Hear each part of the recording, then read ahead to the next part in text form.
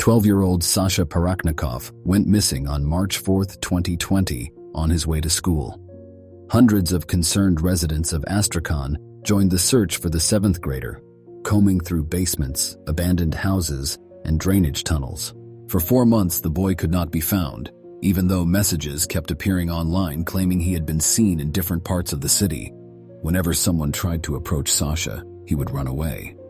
At first glance, it might have seemed that the child had run away from home and was living on the streets, but the truth turned out to be far more terrifying than anyone could have imagined. Galina Morozova was born on December 25, 1963, in Astrakhan, into a prosperous family. Sociable and active, she performed well in school and, after graduation, enrolled in the Astrakhan Accounting and Credit Technical College. After receiving her diploma in banking, Galina began working at the local branch of the USSR State Bank, where she remained until the collapse of the Soviet Union.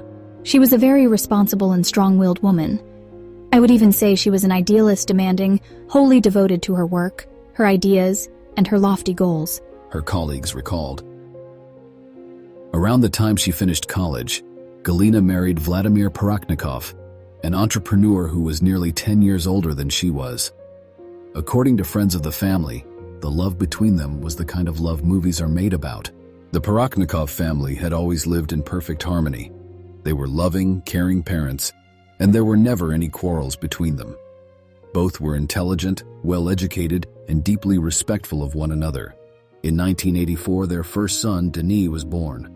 Soon after, the family welcomed another boy and then a girl. According to Galina herself, she had been fortunate with her children. They all grew up intelligent and well-mannered, fully living up to their parents' expectations. At some point, the family suffered a terrible loss. The second son of Vladimir and Galina passed away. The cause of death was not disclosed, though some sources mention it may have been an accident. Whatever the truth, the family managed to endure this tragedy and eventually return to normal life. During the period of perestroika, Galina changed several jobs before, in the mid-1990s, joining the tax service. There, she climbed the career ladder and eventually became the head of a department. Alongside her work at the tax office, Galina enrolled in a part-time program at the Financial University. After receiving her higher education, she decided to leave government service and became an arbitration manager. She also provided auditing services for private companies. Then, in 2006, to her great surprise, Galina learned that she was pregnant. At that time, she was 44 years old, and Vladimir was over 50. Despite their age, the couple decided to have the baby. In 2007, their son Alexander was born. Just like his older brothers and sister, Alexander excelled in his studies. He also played sports, becoming the champion of the Southern Federal District in Taekwondo. In addition, he attended a music school, where he won prizes in children's piano competitions. Reinforcing the image of an ideal son, Alexander was admitted in 2019 to the Cossack Cadet Corps in the Astrakhan region. At that time, Galina immersed herself fully in politics. She began leading an active public life, taking initiative on a wide range of issues, from organizing street cleanups to defending the rights of voters. In 2016, Galina joined the A Just Russia party, where she quickly earned the trust of fellow party members. And then, even more followed.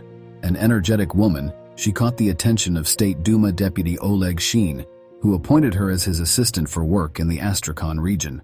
Later, Galina became a member of the Expert Council for the Development of the Social and Economic Program of the Astrakhan region under the governor, and then a member of the Commission for the Implementation of the Comfortable Urban Environment Project, among other responsibilities.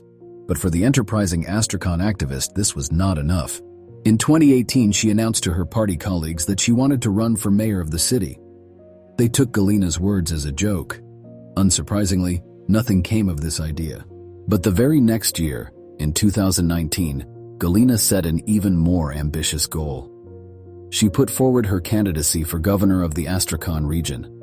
Since almost no one supported her bid, she caused a scandal and announced her departure from the party. Finding herself outside the ranks of A Just Russia, Galina Morozova joined the movement for a new socialism. As the name suggests, members of this group aimed to revive socialism in a renewed form. Galina once again immersed herself in political work. She traveled to meetings, gave speeches, and collected signatures. In her dreams, she already saw herself as a member of the council of a future political party.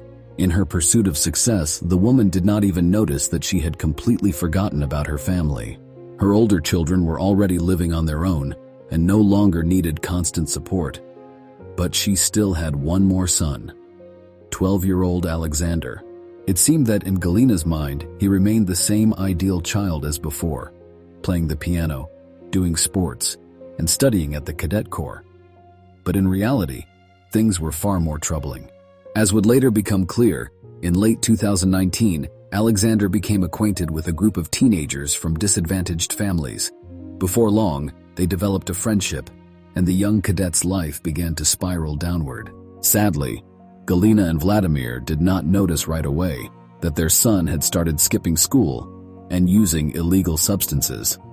They learned about this only in the spring of 2019.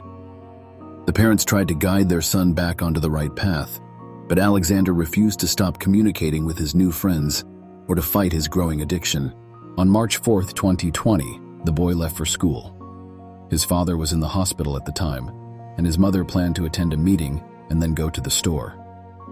Galina returned home around 7 p.m., expecting her son to be there. However, the boy was not at home. His phone was turned off and he did not respond to messages. I called my husband and the children. No one had seen him or knew where he was. I sat in his room waiting for him. Galina later told the police. He came home only in the early morning. I asked him what this meant, where he had been. In response, he started talking back to me, very rudely. I became extremely angry. I waited until he fell asleep, took a dumbbell, approached the bed, and raised my hand. This was her confession to the horrific crime she committed. After the blow, the mother attempted to provide first aid to her son, but it was already too late. Had Galina turned to the police immediately afterward, the incident could perhaps have been regarded as a moment of emotional distress. However, her subsequent actions suggested cold, calculated intent. Galina decided that calling an ambulance, let alone the police, would destroy her political career. Therefore, she believed she had to hide the traces of the crime and stage her son's disappearance. I took Sasha to the car and in the morning drove to Denise, my eldest son. He lives in a private house with a large unfinished basement. I have the keys. While he was at work, I arrived, carried Sasha into the basement, dug a pit, and then mixed the concrete. The tools were left from renovations. I had seen this done in movies. Galina recounted. Regarding the crime itself, she disposed of the dumbbell and her son's phone by throwing them into the river. Galina insisted that Denise knew nothing about what she had done in the basement of his house. Her eldest son did not use this space, which she had been using to store supplies she had prepared at the dacha. Galina also did not tell her husband or other children anything, only saying that Sasha had not returned from school. Since similar things had happened before, they believed her and did not rush to go to the police, expecting the boy to return soon. Vladimir and Galina filed a missing person report only the next day, on March 6th. The news spread quickly across Astrakhan, and within hours by evening, hundreds of police officers, volunteers, and rescuers were involved in the search. Remarkably, in her effort to hide the terrible truth, Galina displayed a kind of diabolical ingenuity. For example, she frequently gave statements to local media, claiming that Alexander had been seen in various parts of the city. There is one 19-year-old young man. I cannot say exactly how long Sasha was in contact with him, but it lasted more than 2 months. We have video footage showing our son leaving from law enforcement officers on a scooter. By his build, we identified him. And there are children who say he was asking for small change near the shopping center. Volunteers have already been directed there. Galina explained. It was precisely these imaginings that led Galina astray. She had watched her son too often on the video footage shown to her by law enforcement, and it was this that aroused suspicion toward the would-be governor. While the police began digging near Galina's property, she continued to play the role of the inconsolable mother. She even asked the officers to apprehend her son at any cost and, if necessary, to use force, claiming that Sasha had completely gotten out of control. But not only did Galina meticulously mislead the police, she also continued to engage in politics. She remained active in promoting the movement for a new socialism, even using her own son's disappearance to further her cause. For myself, I realized one thing. No matter how a mother raises her child with love and care, society can engulf any child in a matter of months. Any parent could find themselves in my position. Personal shortcomings and upbringing alone are insignificant because the opinions of peers and their environment leave their mark on a child's development and personality. My situation made me reflect on what I could do so that other children do not repeat my younger son's mistakes. How can I protect other families from the same grief I experienced? I cannot stand by and watch the destruction of the best human qualities that we inherited from the Soviet era. That is why I joined the movement for a new socialism, Galina declared, just a month and a half after her son's disappearance. As mentioned earlier, the police suspected Galina in her son's disappearance, but they had nothing concrete to charge her with, as she had meticulously hidden all traces of the crime. However, not all residents of Astrakhan believed Galina. Many shared the investigators' opinion, considering that the mother of the missing schoolboy was behaving, to put it mildly, strangely. One of those who spoke out publicly, criticizing Galina and her hypocritical attempts to use her son for political gain, was local journalist Gleb Ivanov. Galina called him a scavenger and responded to his accusations with a furious statement. People like you, Gleb Ivanov, and others like you, will not stop me. The heart of a mother, multiplied by love for her homeland, gives me the strength to move forward. Do not disgrace your mothers. Do not tell tales that you believe in God. Fear for the fate of your own children. Strong people always search for themselves. My son is an extraordinary individual. Adolescence is a stage in every child's life, and everyone has their own timing. The power of a deputy always exceeds that of an ordinary citizen. Being a deputy for me means not only helping people, but also being able to help my child when he returns. It goes without saying that after such loud proclamations, police suspicion only intensified. In early July 2020, Galina was summoned for another interrogation, and then another. In the end, she could no longer bear it and confessed to everything. The news came as a shock to the woman's friends and family. I always believed I had the best family, the most wonderful mother, and the most perfect life. Until that fateful day, everything collapsed in an instant. I lost my brother, my mother, and my father will hardly be able to bear this, Reacted Galina's daughter, Natalia, upon hearing of her mother's arrest. Residents of Astrakhan were also stunned.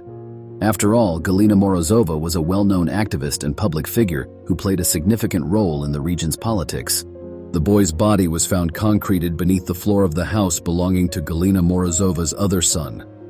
The following day, ESCI, the local investigative committee, released footage of the recovery of the child's remains and of Galina's interrogation. Initially, investigators suspected that Galina's husband and children knew about the crime and were covering for her. Could she have done all of this alone, taking her son, digging the pit, and pouring the concrete? The police were unable to prove that the woman's relatives had any involvement in the crime. During the investigation and preliminary hearings, Galina remained calm and composed, calmly explaining to the court how she had ended Alexander's life and destroyed the evidence. However, during the first court session, her nerves finally gave way. The defendant broke down in tears and fully admitted her guilt. In December 2020, the Astrakhan Regional Court sentenced Galina Morozova to 14 years in a general regime penal colony. I thought they would declare her insane because a normal person is incapable of such a thing, but they found her sane. What kind of mother is this? She took her son's life and built her career on it. A black soul, like the devil's, shared one resident of Astrakhan. What do you think about this case? Share your thoughts in the comments. Support the video with a like and subscribe to the channel. Take care of yourselves, and see you next time.